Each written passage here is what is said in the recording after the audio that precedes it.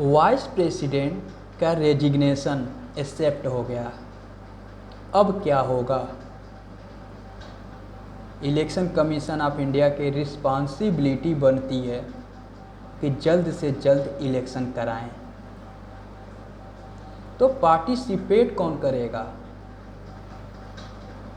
लोकसभा और राज्यसभा के all members.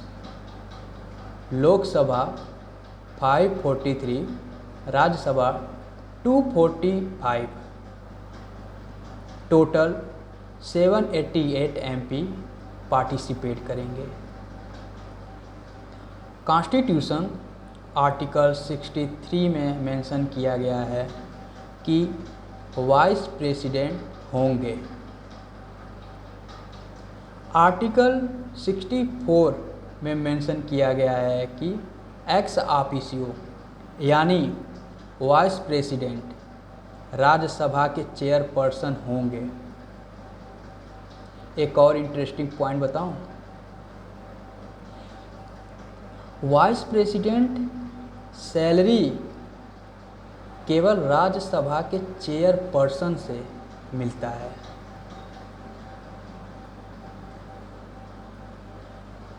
Article 65 में मेंशन किया गया है एक्टिंग प्रेसिडेंट।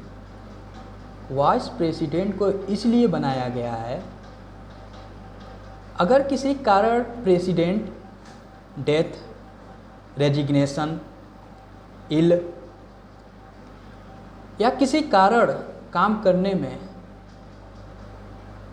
सक्षम नहीं है तो उस काम को कंटिन्यू कर सके वाइस प्रेसिडेंट, इसीलिए बनाया गया है।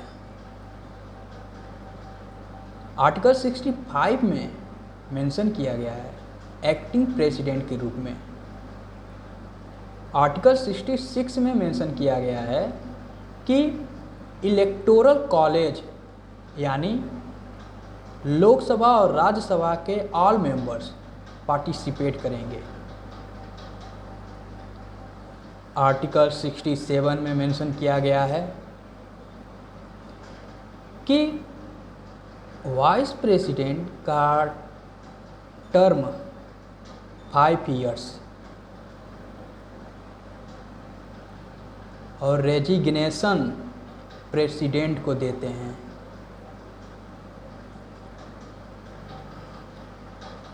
राज्यसभा के चेयरपर्सन को रिमूवल कैसे करते हैं? 14 डेज का नोटिस होता है और राज्यसभा के ऑल मेंबर्स यानी 245 का 1/4 साइन होता है। और यह भी है कि इफेक्टिव मेजॉरिटी होनी चाहिए, यानी टोटल 245 मेंबर्स हैं, अगर 5 वैकेंट हैं किसी कारण से, रेजिग्नेशन या डेथ, तो 240 का 1/4 साइन होगा और उसके बाद लोकसभा नोटिस दिया जाता है। सिंपल मेजॉरिटी की ज़रूरत पड़ती है,